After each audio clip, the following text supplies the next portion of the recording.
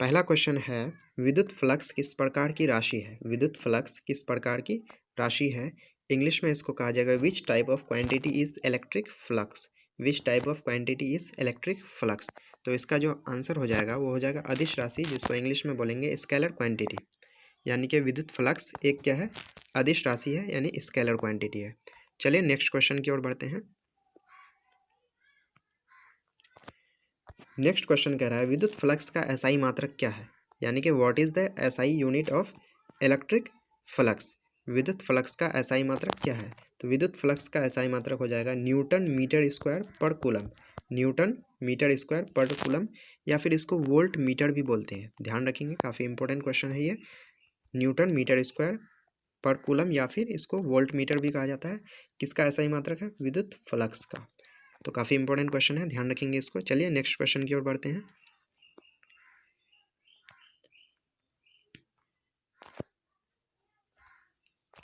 Next question कह रहा है, विद्युत फ्लक्स की विमा बताएं।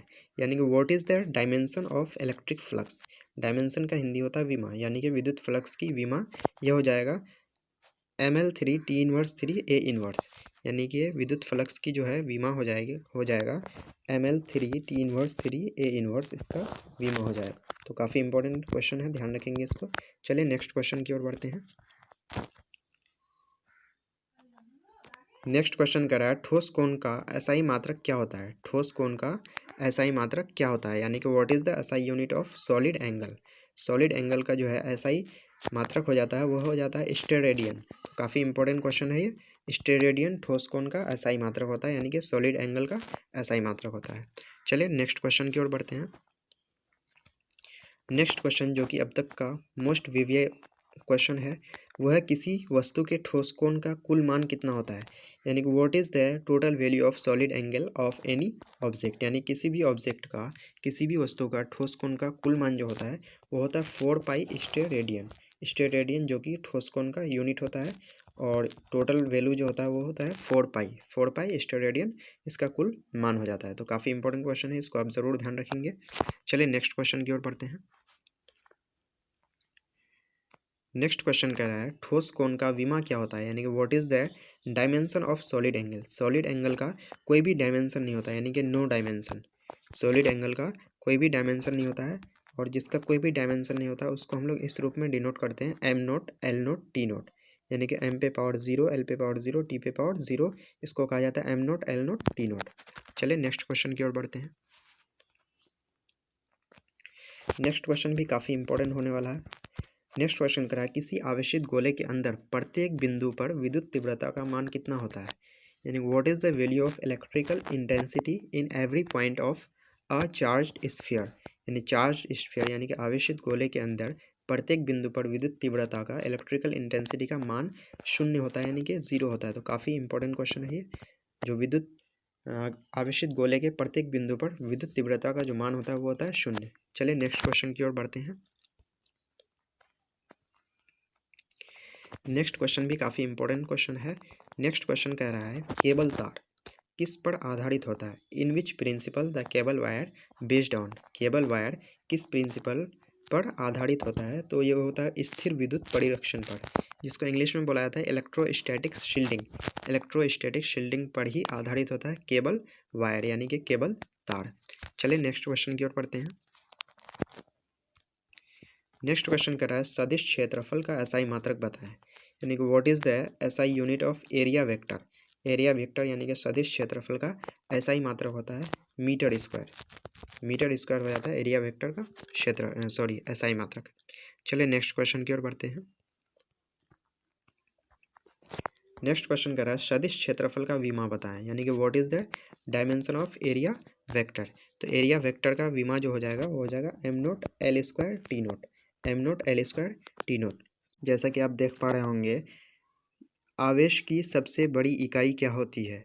इंग्लिश में कहा जाएगा इसको what is the biggest unit of charge. यानी आवेश की जो सबसे बड़ी इकाई होती है उसका जो राइट आंसर हो जाएगा वो हो जाएगा फेराड। यानी कि फेराड को ही आवेश की सबसे बड़ी इकाई माना जाता है। चलिए नेक्स्ट क्वेश्चन की ओर बढ़ते हैं। नेक्स्ट क्वेश्चन, जैसा कि आप अब देख पा रहे होंगे, क्वेश्चन कह रहा है आवेश की सबसे छोटी इकाई क्या होती है, यानी कि what is the smaller unit of charge. Charge का जो स्मॉलर यूनिट होता है, छोटी इकाई होती है, उसको कहा जाता है फ्रैंकलिन।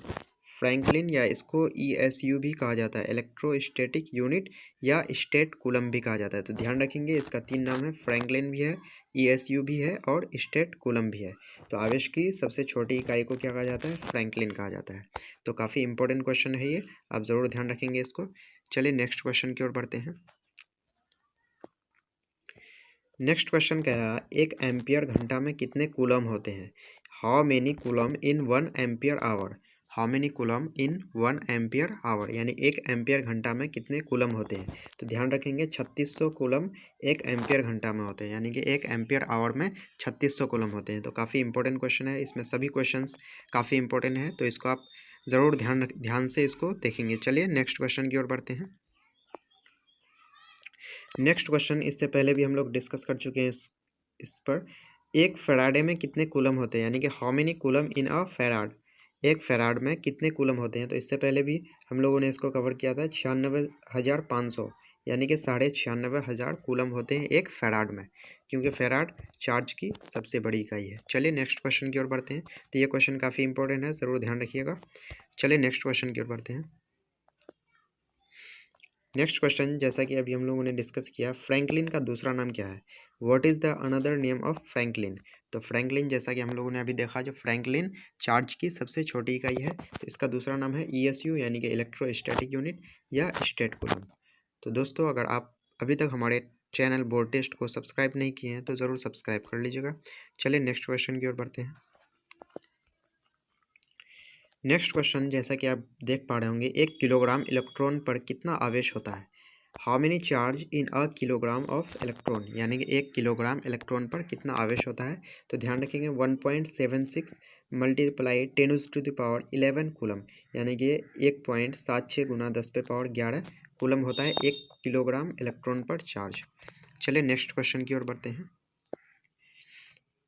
नेक्स्ट क्वेश्चन काफ़ी इंपॉर्टेंट है, कह रहा है जो अल्फा कण पर आवेश का मान होता है, value of charge in alpha particle is. Alpha कण पर आवेश का मान होता है, तो अल्फा कण पर आवेश होता है 3.2 मल्टीप्लाई 10⁻⁻19 कूलम, यानी कि 3.2 गुना 10⁻⁻19 कूलम होता है अल्फा कण पर चार्ज, यानी कि आवेश का मान। चलिए नेक्स्ट क्वेश्चन की ओर बढ़ते हैं।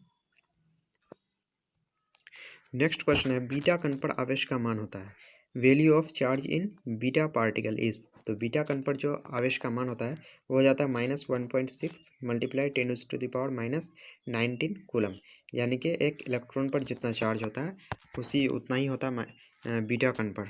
चलिए नेक्स्ट क्वेश्चन की ओर बढ़ते हैं। नेक्स्ट क्वेश्चन कह रहा है गामा कण पर आवेश का मान होता है, value of charge in gamma particle. तो गामा कण पर जो आवेश का मान होता है वो होता है 0। जैसे न्यूट्रॉन पर चार्ज नहीं होता उसी तरह से गामा कण पर भी चार्ज नहीं होता है। चलिए नेक्स्ट क्वेश्चन की ओर बढ़ते हैं। नेक्स्ट क्वेश्चन काफ़ी इंपॉर्टेंट क्वेश्चन है, कह रहा है हवा या निर्वात के लिए अपेक्षिक विद्युतशीलता का मान होता है, what is the value of relative permittivity for air और वैक्यूम। यानी हवा या निर्वात के लिए अपेक्षिक विद्युतशीलता, जिसको रिलेटिव परमिटिविटी बोला जाता है, का मान होता है तो 1 होता है, हवा या वैक्यूम के लिए 1 होता है। चलिए नेक्स्ट क्वेश्चन की ओर बढ़ते हैं। नेक्स्ट क्वेश्चन कह रहा है परावैद्युतता या विद्युतशीलता।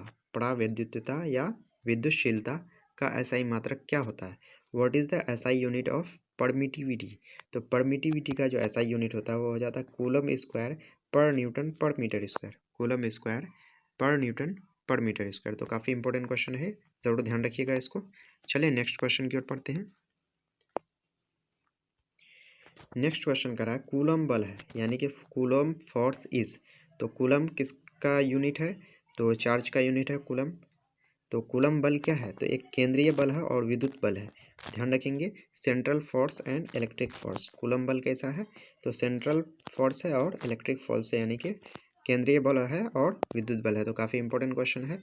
तो दोस्त पढ़े होंगे वैद्युत धारिता का SI मात्रक क्या होता है, यानी कि what is the SI unit of electrical capacity. Electrical capacity यानी कि विद्युत धारिता का SI मात्रक क्या होता है, तो इसका जो SI मात्रक होता है वो होता है कूलम पर वोल्ट या फिर इसको फैराड कहा जाता है, कूलम पर वोल्ट या फिर फैराड। तो काफ़ी इंपॉर्टेंट क्वेश्चन है, आप ज़रूर ध्यान रखेंगे इसको। चलिए नेक्स्ट क्वेश्चन की ओर बढ़ते हैं। नेक्स्ट क्वेश्चन, जैसा कि अभी हम लोगों ने देखा, जो कूलम पर वोल्ट यानी कि विद्युत धारिता का जो एसआई मात्रक होता है उसको और किस नाम से जाना जाता है, यानी कि coulomb per volt is called, तो coulomb per volt is called farad, यानी कि फैराड कहा जाता है इसको। तो ध्यान रखेंगे, काफ़ी इंपॉर्टेंट क्वेश्चन है। चलिए नेक्स्ट क्वेश्चन की ओर बढ़ते हैं।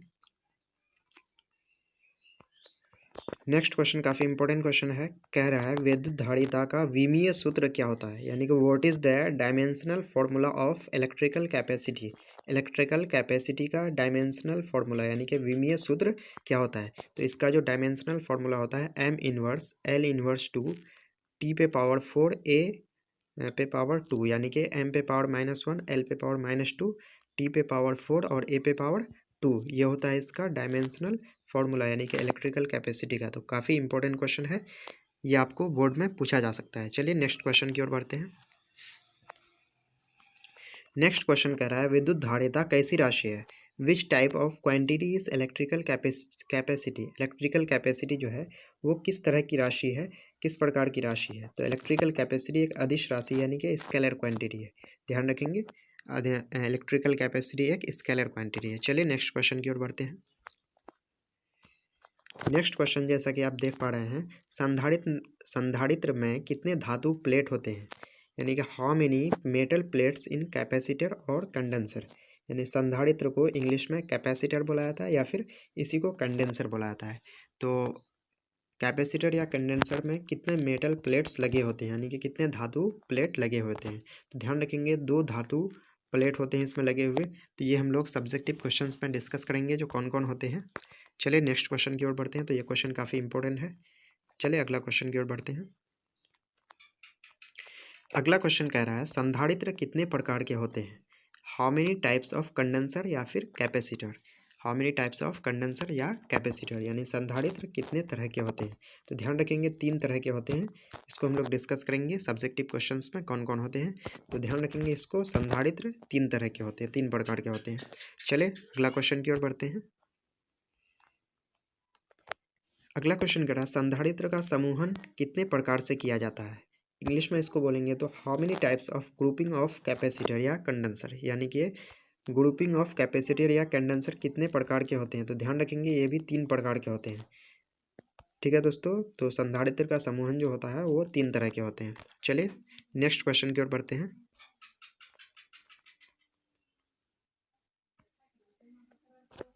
नेक्स्ट क्वेश्चन है संधारित्र के श्रेणी क्रम समूहन के समतुल्य धारिता का सूत्र लिखें, यानी कि right the expression of equivalent capacity of series grouping of capacitors, यानी कि कैपेसिटर्स के श्रेणी क्रम समूहन का समतुल्य धारिता क्या होता है। तो ध्यान रखेंगे 1/c equal to 1/c1 plus 1/c2 plus 1/c3। तो काफ़ी इंपॉर्टेंट क्वेश्चन है, ज़रूर ध्यान रखेंगे इसको। चलिए नेक्स्ट क्वेश्चन की ओर बढ़ते हैं।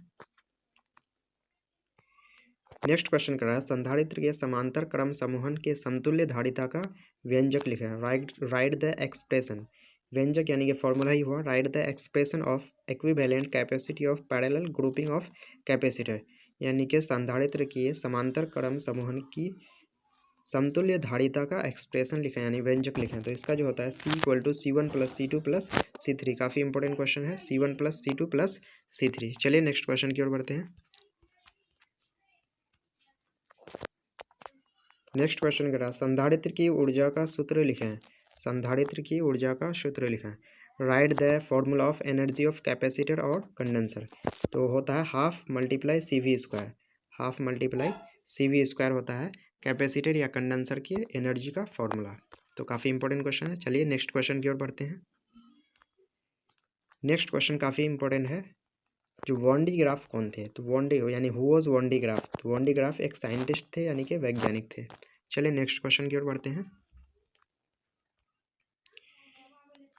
नेक्स्ट क्वेश्चन करा वॉन डी ग्राफ जनरेटर का दूसरा नाम क्या है, what is the another name of Van de Graaff generator. Van de Graaff generator का दूसरा नाम है उच्च विभव जनरेटर, जिसको इंग्लिश में बोलेंगे हाई वोल्टेज जनरेटर। तो काफ़ी इंपॉर्टेंट क्वेश्चन है, ज़रूर ध्यान रखेंगे इसको। वॉन डी ग्राफ जनरेटर का दूसरा नाम हाई वोल्टेज जनरेटर या फिर उच्च विभव जनरेटर। चलिए नेक्स्ट क्वेश्चन की ओर बढ़ते हैं। नेक्स्ट क्वेश्चन करा, वॉन डी ग्राफ जनरेटर से कितने वोल्ट का विभवांतर उत्पन्न किया जा सकता है?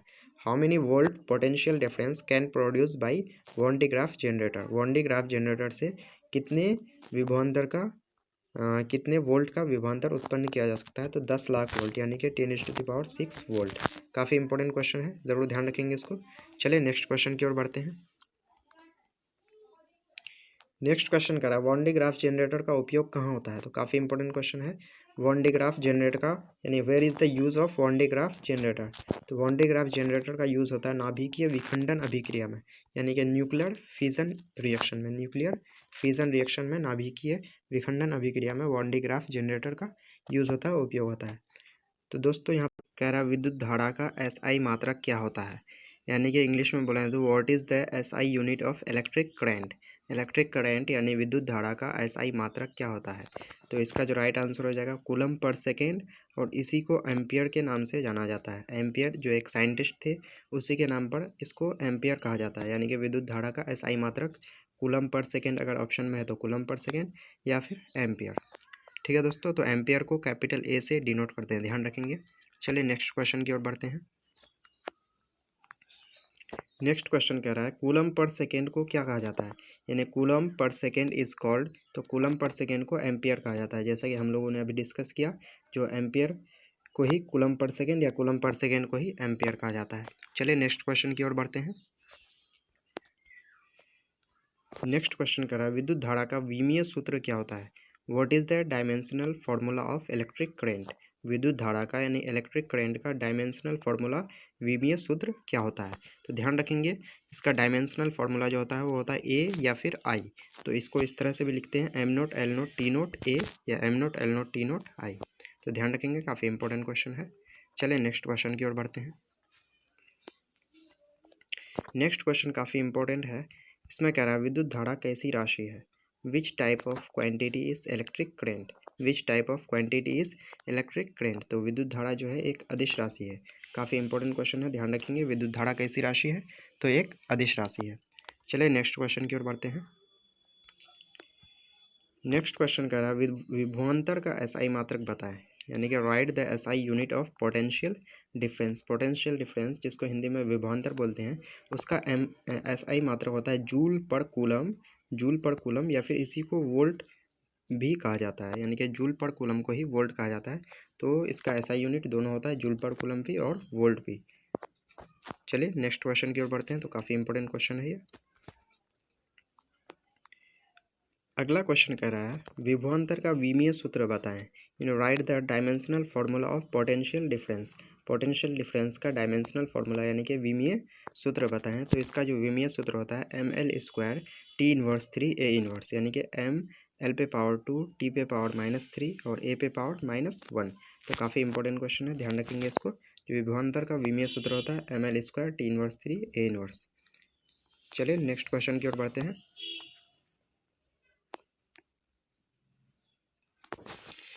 अगला क्वेश्चन जैसा कि आप स्क्रीन पे देख पा रहे हैं, विभवांतर कैसी राशि है, यानी कि which type of quantity is potential difference. विभवांतर कैसी राशि है? तो ध्यान रखेंगे विभवांतर एक अदिश राशि यानी कि स्केलर क्वांटिटी है, ध्यान रखिएगा इसको। चलिए नेक्स्ट क्वेश्चन की ओर बढ़ते हैं। नेक्स्ट क्वेश्चन काफ़ी इंपॉर्टेंट क्वेश्चन है। जो प्रतिरोध का SI मात्रक क्या होता है, यानी what is the SI unit of resistance. Resistance का SI यूनिट होता है वोल्ट पर एम्पियर, इसी को ओम भी कहा जाता है, यानी वोल्ट पर एम्पियर और ओम एक ही चीज़ है। वोल्ट पर एम्पियर को ही ओम, जॉर्ज साइमन ओम के सम्मान में ओम कहा जाता है। तो प्रतिरोध का SI मात्रक हो गया ओम, यानी वोल्ट पर एम्पियर। चलिए काफ़ी इंपॉर्टेंट क्वेश्चन है ये, ध्यान रखेंगे इसको। चलिए नेक्स्ट क्वेश्चन की ओर बढ़ते हैं। नेक्स्ट क्वेश्चन आपके स्क्रीन पे है वोल्ट पर एम्पियर को कहा जाता है, यानी वोल्ट पर एम्पियर इज कॉल्ड। तो अभी जैसे कि हम लोगों ने डिस्कस किया, जो ओम कहा जाता है वोल्ट पर एम्पियर को। चलिए नेक्स्ट क्वेश्चन की ओर बढ़ते हैं। नेक्स्ट क्वेश्चन करा ओम को सूचित किया जाता है। ओम इज डिनोटेड या इंडिकेटेड बाई। तो ओम इज डिनोटेड बाई या ओम को सूचित किया जाता है, तो इससे सूचित किया जाता है, इस टाइप से ओम को इंडिकेट किया जाता है। चलिए नेक्स्ट क्वेश्चन की ओर बढ़ते हैं। नेक्स्ट क्वेश्चन काफ़ी इंपॉर्टेंट क्वेश्चन है। कह रहा है जो प्रतिरोध का विमीय सूत्र लिखें। Right the dimensional formula of resistance. Resistance का यानी प्रतिरोध का डायमेंशनल फॉर्मूला विमीय सूत्र होता है ml² T−3 A−2, यानी कि ml2 T−3 A−2। तो काफ़ी इंपॉर्टेंट क्वेश्चन है, ज़रूर ध्यान रखेंगे, आपके बोर्ड एग्जाम में पूछा जा सकता है ये क्वेश्चन। चलिए नेक्स्ट क्वेश्चन की ओर बढ़ते हैं। नेक्स्ट क्वेश्चन भी काफ़ी इंपॉर्टेंट क्वेश्चन है। कह रहा है जो प्रतिरोधकता या विशिष्ट प्रतिरोध, एक ही चीज़ है, प्रतिरोधकता या फिर विशिष्ट प्रतिरोध, इसका एसआई मात्रक बताएं। Write the SI unit of resistivity और स्पेसिफिक रेजिस्टेंस, एक ही चीज़ है, रेजिस्टिविटी या फिर स्पेसिफिक रेजिस्टेंस, इसका एसआई यूनिट होता है ओम मीटर। तो ध्यान रखेंगे ओम मीटर इस टाइप से डिनोट किया जाता है इसको। तो एसआई यूनिट जो हो जाता है प्रतिरोधकता का वो हो जाता है ओम मीटर। तो काफ़ी इंपॉर्टेंट क्वेश्चन है, ज़रूर ध्यान रखेंगे इसको। चलिए अगला क्वेश्चन की ओर बढ़ते हैं। अगला क्वेश्चन जैसा कि आप स्क्रीन पे देख पा रहे होंगे, प्रतिरोधकता या विशिष्ट प्रतिरोध का विमा बताएं। Write the dimension of resistivity और स्पेसिफिक रेजिस्टेंस, यानी कि रेजिस्टिविटी प्रतिरोधकता या स्पेसिफिक रेजिस्टेंस विशिष्ट प्रतिरोध का डायमेंशन विमा बताएं। तो इसका जो विमा होता है ml3 T−3 A−2, यानी कि m l पे पावर 3 t पे पावर -3 और a पे पावर -2।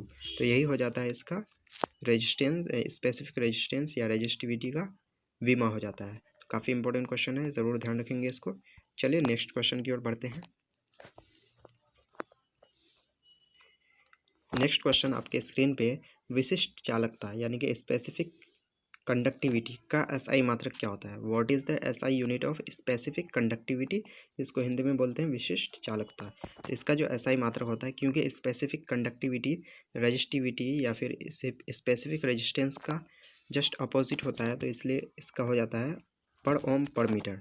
जैसे कि उसका ओम मीटर होता है रेजिस्टिविटी का, तो इसलिए इसका क्या हो जाता है पर ओम पर मीटर या फिर 1/ओम मीटर। ध्यान रखेंगे इसको। चलिए नेक्स्ट क्वेश्चन की ओर बढ़ते हैं। नेक्स्ट क्वेश्चन करा, विशिष्ट चालकता को सूचित किया जाता है। Specific conductivity is indicated by या फिर डिनोटेड बाई। तो स्पेसिफिक कंडक्टिविटी यानी कि विशिष्ट चालकता को सिग्मा के द्वारा सूचित किया जाता है, यानी कि डिनोट किया जाता है। तो सिग्मा इस टाइप से लिखा जाता है दोस्तों, तो ध्यान रखेंगे इस टाइप से सिग्मा लिखा जाता है। तो इस तरह से इसको सूचित किया जाता है स्पेसिफिक कंडक्टिविटी को। चलिए नेक्स्ट क्वेश्चन की ओर बढ़ते हैं। नेक्स्ट क्वेश्चन काफ़ी इंपॉर्टेंट क्वेश्चन है।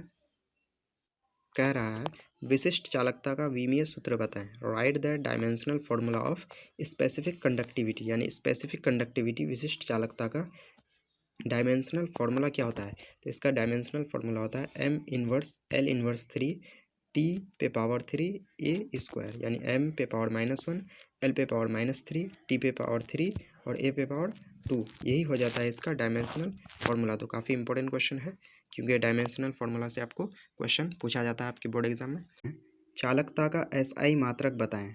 Right the SI unit of conductance, conductance को हिंदी में चालकता कहा जाता है। तो चालकता का एसआई मात्रक मोह होता है, मोह जिसको ओम पे पावर -1 से डिनोट करते हैं, यानी कि चालकता का एसआई मात्रक होता है 1/ओम, यानी कि जिसको मोह कहा जाता है। तो जिस तरह से रेजिस्टेंस का ओम होता है, तो उसी तरह से इसका उल्टा चालकता होता है, इसका मोह हो जाता है। तो काफ़ी इंपॉर्टेंट क्वेश्चन है, ध्यान रखेंगे इसको।